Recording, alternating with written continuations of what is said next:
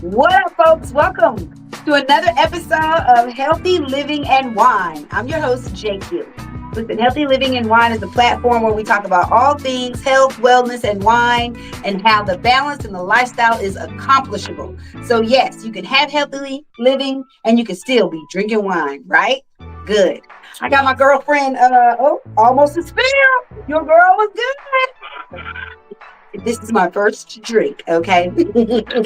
Healthy Living Wine is on location today at Listen to Your Neighbors. We're here at the Maitland Conservatory for a concert series about local artists and how pouring back into our own community helps to, sustain the community, but also bring wealth and, I don't know, spread growth. Sometimes I feel like, thank you. Look at there, friends.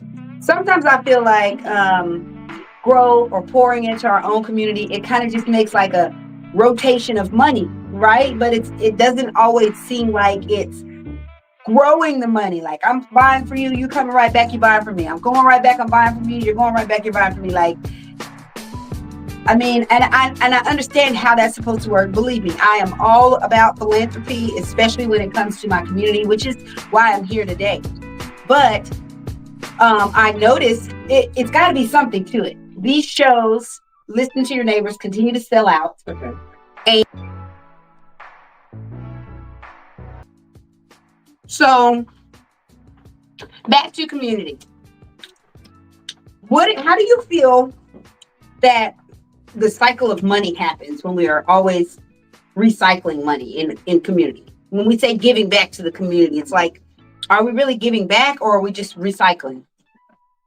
You would hope for recycling because if community is supporting community, then you have a steady flow of customer. Mm-hmm. And then customer tells other people who bring, because usually it's a community or a repeat person, they're telling someone else who's going to bring somebody else who joins the circle. So you as a business, you want community, you want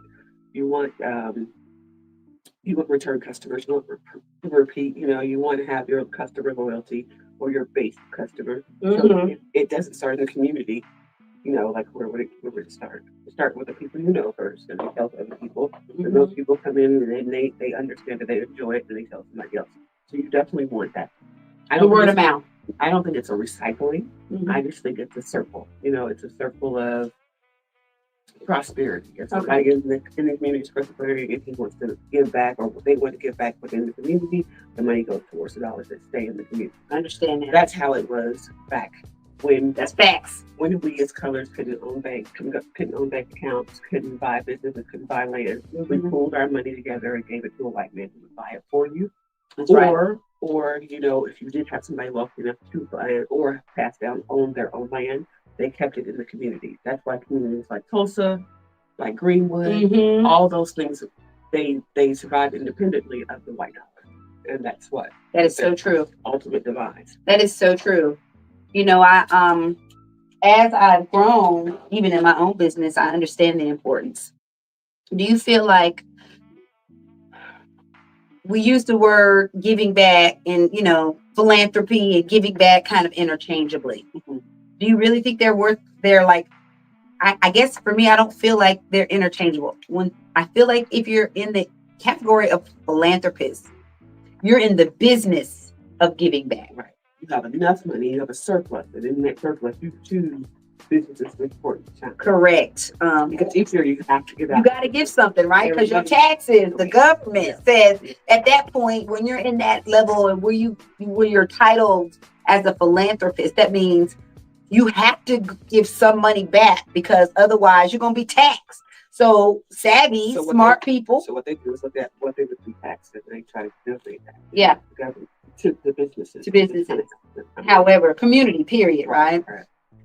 Do you feel like people who call themselves philanthropists they feel some type of way about doing it? Because so many of them do give back at so many different levels. But there are also so many people that don't give back to our community that we don't even know about. It's especially that do give back that we don't even know about. Right. Because you have one who's doing it for the real reasons. Right. Reasons are, hey, as a philanthropist, I give back money, but people also support your business and you can give it. You have to be vocal about it. Okay. Or you have those people who are quiet about it, who secretly need, not secretly, but just don't need the attention of giving back. They have to do it. And so, I mean, all those things can exist in the community and still thriving. Yeah. Tonight, we're curating the green room for Listen to Your Neighbors. It's a concert series produced by Paradox East Radio and featuring local artists, giving them an opportunity to shine on the stage and like full concert style. Yeah. And so Healthy Living in His Wine is here. We curate the green room experience for them, offering different wines, different selections, and then, talking about some of their healthy habits or different things they do, even just to get ready for the show. Correct. Yeah. Tonight in the tasting room, we are doing a Landkastel. It's a Riesling. I love this one. German Rieslings are my freaking favorite because they're not like Kool-Aid, but right, they're not super sweet. And this one, you can pretty much, I would say like 8 years ago, you could hardly find it a lot of places. Now, it's everywhere. Costco, Walmart. Well, this one's always at Sam's. Yes, it's always at Sam's. Yes, always at Sam's. Very affordable, easy to drink. And so I always try to make sure I have this on hand as well. So Kim, that's what Kim's drinking tonight. I'm drinking Apothic. Listen, y'all, this Apothic it's one of the favorites here tonight. We've already been through several sips of this one right here. You don't drink red, do you? You do? Do you like this one? What do you like about this one? It's like one of my go-tos. It's not too dry. Yeah. I love that. It's not too dry, especially for a red blend. Because that's kind of like whatever red's left, put it in there. Right. Yeah, so I really like this too. So if you're a red person and you want something that's usually pretty great on your palate, just about anything, good day, bad day, a wine drinker or not, and you want to try red, this Apothic is a really, really good red to try. You got to go? Okay. Well, I think while we're getting here to, listening to your neighbors and understanding how important it is to pour back into our community, with you being a caterer and someone local to our community as well, how do you feel like the artist community, because you're a natural creative, people don't know you used to be major into photography and graphics, and so you're a natural creative in Huntsville, the creative scene, the creative culture here. Do you feel like we get, I'll start with my opinion as a creative part of this. I oftentimes feel like the philanthropy efforts in the creative space are very minimal. I would say okay. You have to be in those spaces to know that the art efforts, especially Art Huntsville, Art Council, the things they do there, Low Meal, the artists, there is a great scene here. There is a big scene here. Yes. I think art and engineering go hand in hand. I went to UH. So we got a lot of the people who majored in art, like me, were also double majors in engineers, something like that. So they work on base, they work in the arsenal, they do, something structural during the day, and then they have this amazing talent afterwards. Okay. So I would think that you'd have to be really immersed in the art world to understand how it is here. Okay. But with that being said, even being immersed in the art world, do you feel like the philanthropy efforts in the art world are really as deep as they should be? Really? Like how? Like in what ways? You have, I don't know if you've ever done the mural crawl. You have a real big support with that. With Arts Council, you have Congress in the Park, you have Panoply, you have several things that go on at Low Meal. You have a lot of things that people do. If you're not immersed in it, you don't know. Okay, so it's one of those, you got to really be immersed in it. I think that's one of the... I grew up in it, so so you already know.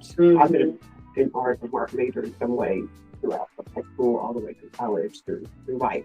And there's always been something to do artistically here. There are some amazing artists that come. Yes. Amazing. I do know that because since I've been here again, when I curated my first art event here, I got so much support within the community, Now, that was like 15 years ago. I think again, COVID forced me into being even more interactive, right? I started my 2 online businesses and da da da da. And then after COVID, I had to reacclimate to getting back in front of people and actually putting the phone down. And it was so hard. I did not realize, not an addiction, but how necessary my phone had become. I had become dependent on my phone. Well, not only that, you were in a space where that was your community. Yes. So you got to connect with people, but it was through virtual. It was through virtual. Person. And it's a disconnect now because people aren't really understanding that you just can't internet people. Yeah. You actually have to get out, talk to them, and see them, and touch them, and touch the earth, touch the ground. Be in the environment. Get those real protons and neutrons, that energetic exchange, I mean, and although I really, I loved during the COVID time, because at that time it was probably way more needed than anything for everybody to freaking disconnect from each other. You know what I'm saying? Get within ourselves. It did. I think it caused so many things to happen.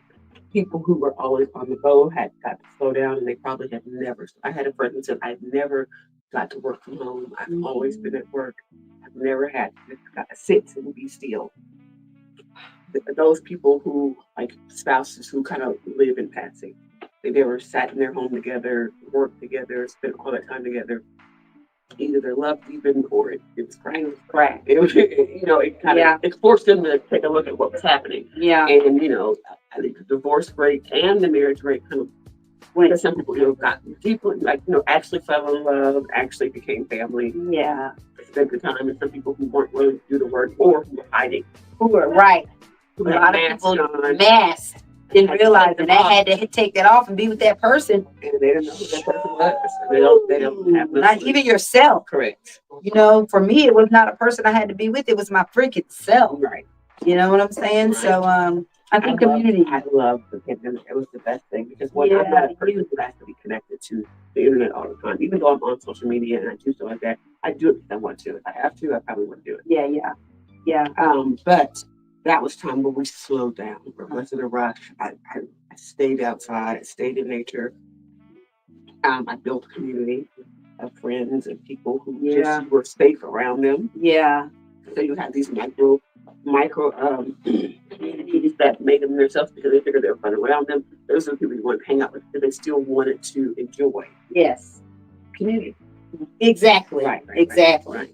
Yeah, that's kind of me. I was so grateful for the opportunity to be in your community, and literally COVID forced me to slow down enough to understand the real importance of physical community, because you're right, I had built so much community online and through socials. It was pretty bad for me, to the point where I knew everything about what we talked about online, but I could pass you in person and wouldn't even know who you were, or we would run into people like, oh my God, Kim, JQue, but we would have whole conversations. I would know your kid's name, or we would talk about things online or be interactive, but not necessarily understand being present, and so I'm grateful COVID did give me that opportunity to sit with myself and begin to understand the importance of being present, period, just being present.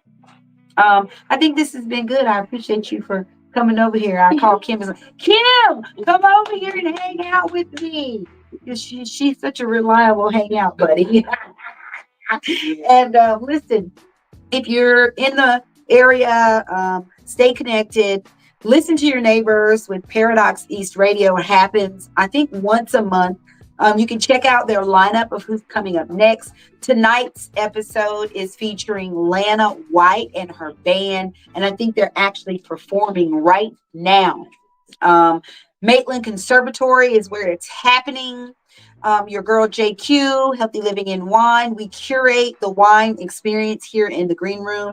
And I hope to see you guys soon. Stay connected. We'll have a few more people coming in, doing some lives, talking about what's happening tonight. And I hope to see you guys soon. Until next time, Kim. Cheers. Oh, no. We don't play that. We ain't got to do no cheers, especially no cheers going out of here. No, ma'am. We got to do this right. Let's fill her up. Okay. So, yes. All right. So, let's do it. Cheers. Cheers to community, philanthropy, and friendship. And charcuterie. And charcuterie. Your girl gonna learn to do some charcuterie, Kim. We gotta have class. Crab charcuterie coming to you. Oh my God. I cannot wait. Oh, you're gonna do it? Definitely gonna be there. Let's do it. And cheers. Oh my God, yeah.